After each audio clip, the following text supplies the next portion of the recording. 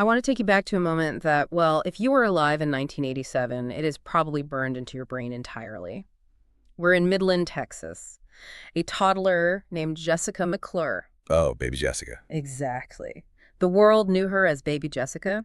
She falls down a narrow well casing in her aunt's backyard. It was, 58 hours? Just nonstop global coverage. I remember it so vividly. Yeah, the entire world basically held its breath. It was really the first 24-hour news cycle event for CNN. And in the days following her rescue, people sent over $700,000 to her family. Which is incredible. Right. That's roughly $1.8 million today, adjusted for inflation. Just this absolute outpouring of generosity for one little girl. It was a massive cultural moment. It really showed the sheer power of human empathy when it's just completely focused. And here is the paradox and really the hook for everything we're diving into today. At that exact same moment in history, there were millions of children around the world, even right here in the U.S., who were suffering from preventable diseases, malnutrition, lack of basic water access. Yeah. And yet, raising money for them, raising even a fraction of what baby Jessica got, was like pulling teeth. Why do we empty our wallets for one child in a well, but totally gloss over the statistics of millions in need? That is the paradox of generosity. And honestly, it's the perfect launchpad for this deep dive, because we aren't just talking about charity today. We're talking about the actual architecture of human decision-making. We're bridging the gap between behavioral psychology and nonprofit strategy. Exactly. Our mission today is to move away from this vague idea of abstract altruism, just doing good because it's the right thing to do, and look at the specific psychological triggers that actually release the funds. We want to know why our brains work this way. And we have the data to back it up. We really do. We've got a super eclectic stack of sources for you today. We're pulling from academic papers out of Carnegie Mellon and UC Berkeley, some really tactical fundraising guides from platforms like Fundraise and Mighty Blog, and even some fascinating data analysis on Scandinavian donation trends from Better Now. It's a robust mix. And what I love about this stack is that it challenges so many baseline assumptions. We're going to debunk the myth of donor fatigue, which might not be what you think it is. We're going to look at why details matter, but only very specific kinds of details. And we are going to tell you the exact time of year you should ask for money. Spoiler alert, do not ask on Christmas Eve. Definitely not. Just a massive tactical error. So let's unpack this. I want to start with that Baby Jessica phenomenon. Yeah. Because there is a specific name for this in the literature, right? The identified victim effect. Right. This is completely foundational.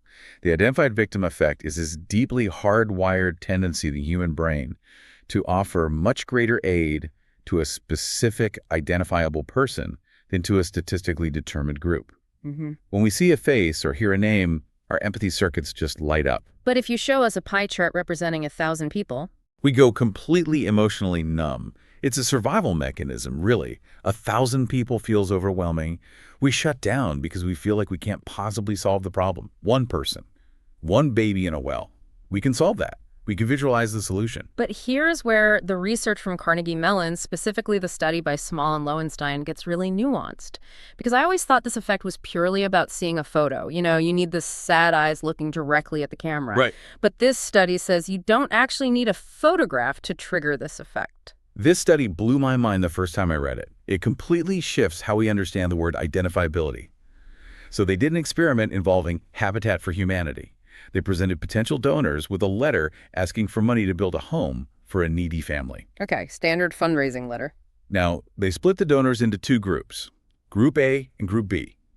Both groups get a letter about a family on a waiting list. Crucially, in both versions, the family have no name, no photo, and absolutely no tragic backstory mentioned, just a family on a list. So the information regarding the family is exactly identical. Almost.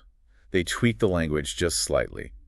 In Group A, the letter said, the family has been selected from the list to receive a home.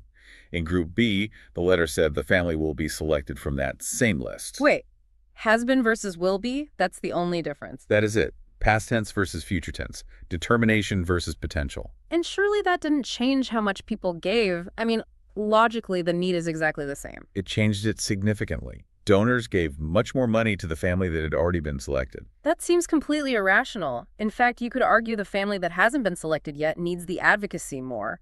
Why does the brain prefer the one that's already chosen? Because of psychological distance.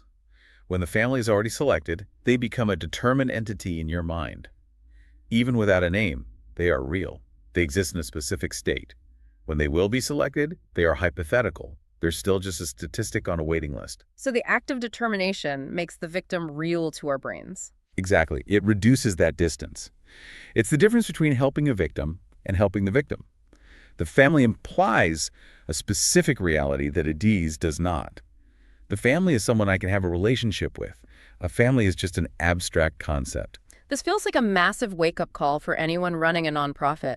I feel like I see donate to help us select the next recipient all the time, or donate to clear our waiting list. And it's a losing strategy. The research is clear here. Donors do not want to fund a process. They don't want to fund a selection committee or a bureaucratic step. They want to help the next person in line. So even if you can't share a photo for privacy reasons? You frame it as help the family we have selected. That simple grammatical shift makes it infinitely more powerful than help us select a family. Okay, but I want to push back on this a little bit, because this strategy relies on there being a victim, a specific family or person. But a lot of nonprofits don't work that way. What if you're raising money for clean water infrastructure, or disease research, or climate change mitigation? You don't have a single weeping victim to put on a poster. Are those causes just doomed to fail the psychology test? That is the million-dollar question. Because you're right, you can't always find a baby Jessica. And if you try to force it, it can feel incredibly manipulative. Fortunately, the research says no, they aren't doomed. There is a parallel concept called the identified intervention effect. Identified intervention. This comes from the Kreider, Lowenstein, and Shines study. Correct. They realized that if you can't identify the victim, you must identify the solution. They look at how tangible details about the actual stuff the money buys affect generosity. They used Oxfam as their test case for this. Walk us through how they set this up. They created 3 different pitch scenarios for donors. Scenario A was the baseline, just a general description. Oxfam provides broad aid to people in need. Very standard, very corporate nonprofit speak. The kind of thing you delete from your inbox immediately. Exactly. Scenario B was the high-impact scenario. It gave specific details about providing clean water to villages. It described the mechanism, the pumps, the infrastructure. It was very concrete. In scenario C? Scenario C was the low-impact scenario. It was also very specific, very detailed, but it described providing bottled water to villages. Okay, so we have general aid, clean water infrastructure, and bottled water.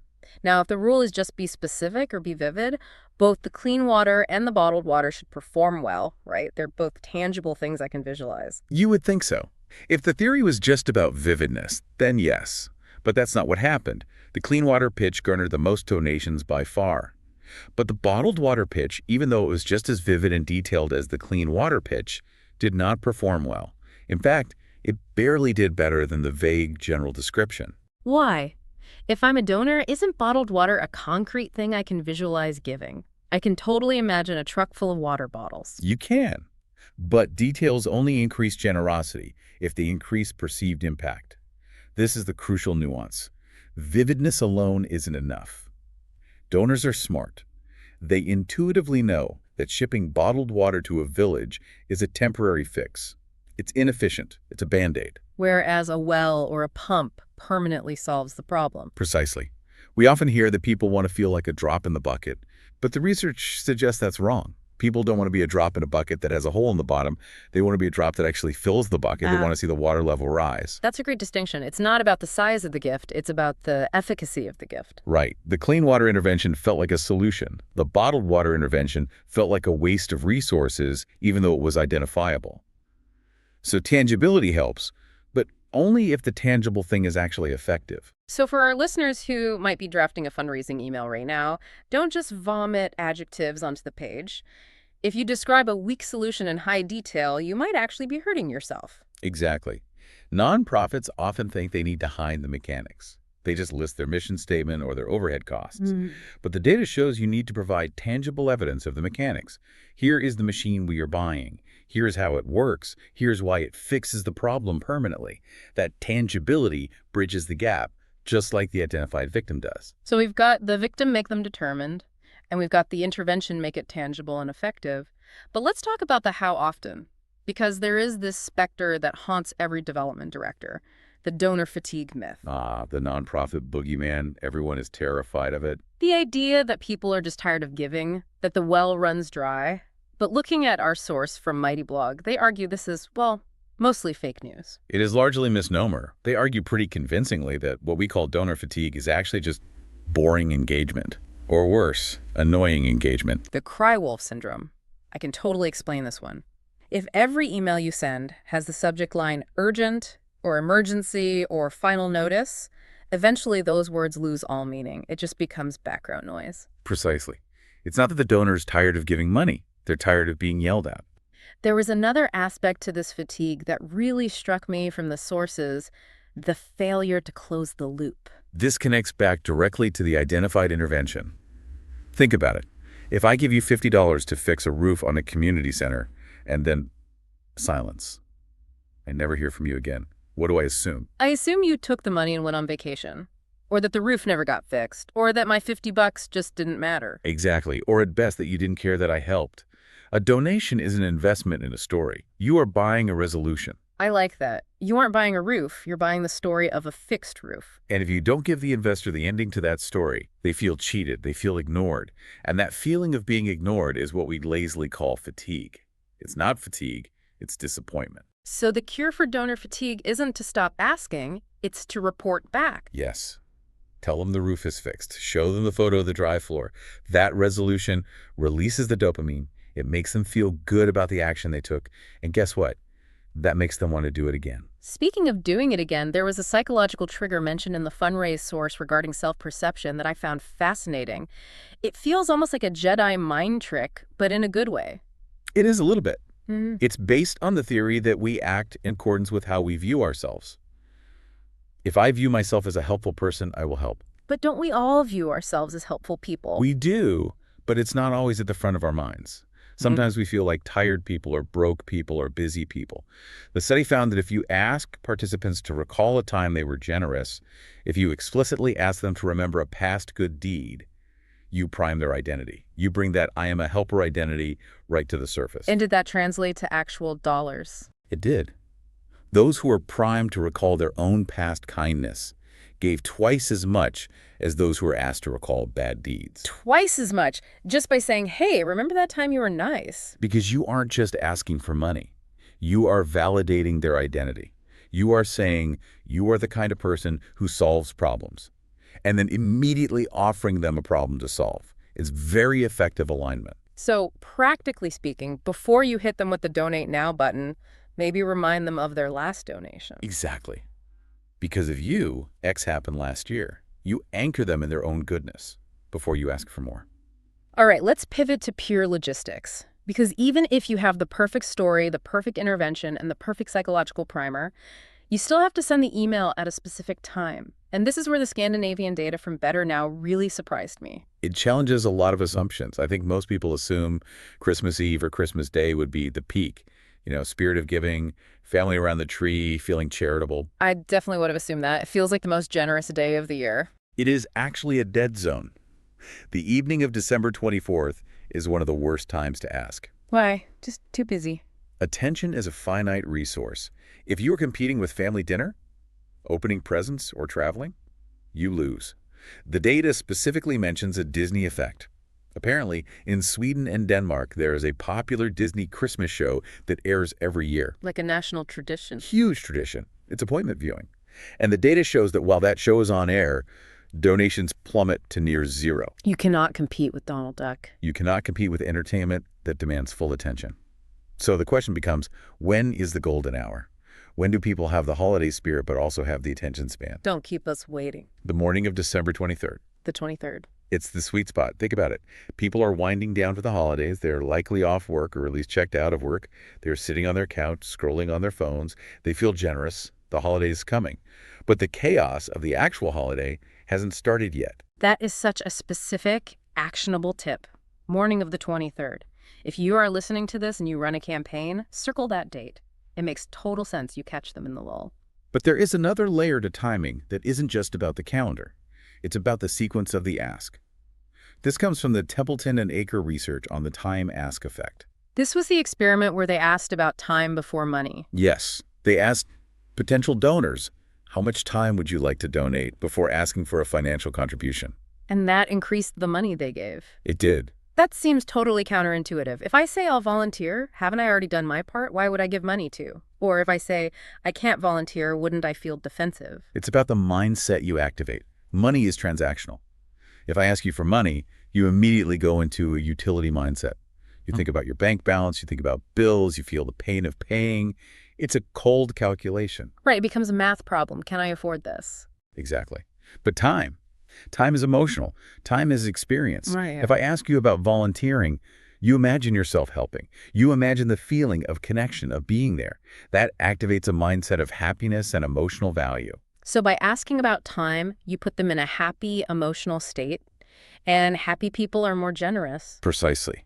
Even if they don't have the time to give, just thinking about it shifts the conversation from a transaction to a relationship.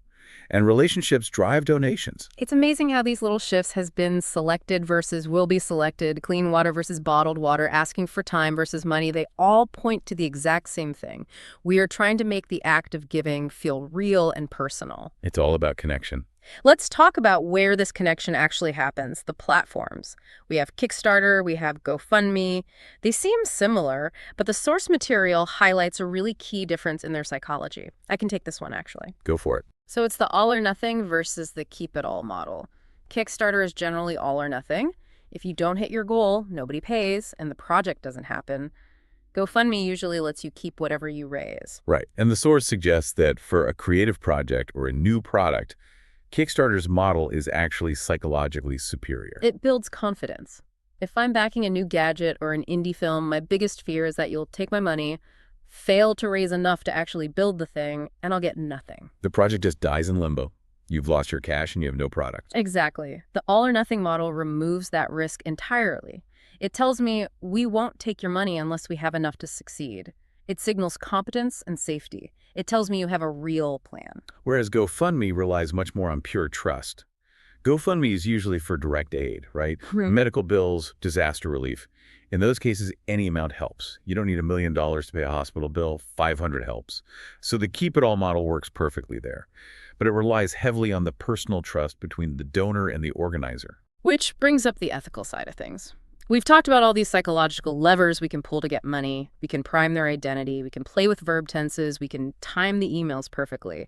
But the McQuillan and Sargent source brings up a framework called rights balancing. It seems like a necessary check on all this psychological hacking. It is a critical framework to end on. As strategists, or just as people trying to do good in the world, we have to balance rights. The beneficiary, the person needing water or housing, has a right to receive aid. That is crucial. We have a duty to help them. But the donor has rights too. Exactly. The donor isn't just a resource to be mined. They have the right to not be harassed, the right to privacy, the right to not be manipulated, the right to dignity. If you use high-pressure tactics like showing overly graphic images of suffering or sending spammy, urgent emails, you might get the money once. That's consequentialism, right? The ends justify the means. Right. I got the money to save the child, so it doesn't matter that I annoyed the donor. But you burn the bridge. That is where the concept of trustism comes in. Trustism.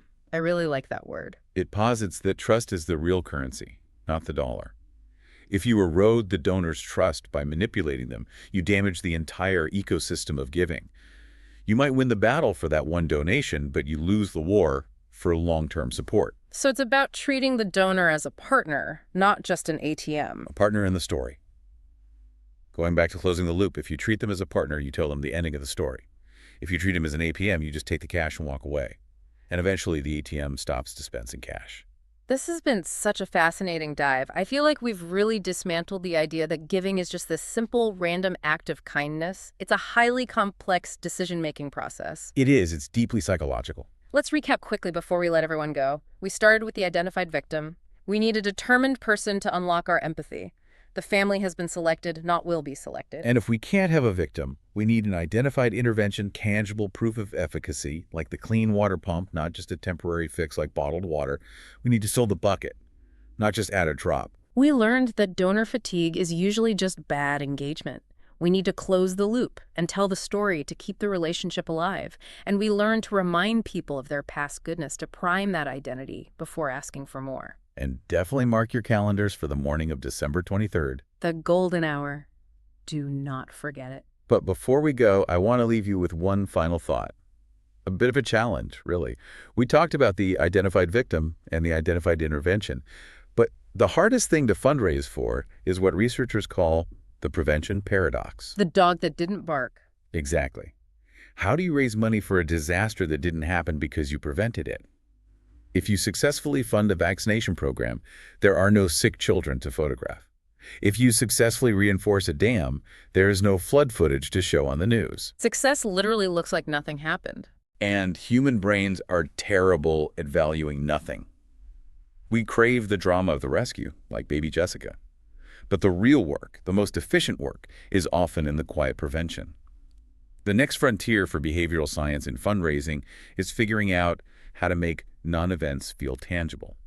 How do we use the identified intervention effect to make safety as compelling as danger? That is a huge question. How do you sell the absence of tragedy? That is the code we still need to crack. Well, to you listening, that is something for you to chew on. Next time you see a donation request, ask yourself what is triggering you right now. Is it the victim, the intervention, or are you just in a good mood because you thought about volunteering? Awareness is the first step to being a better giver. Thanks for taking this deep dive with us today. We will see you next time.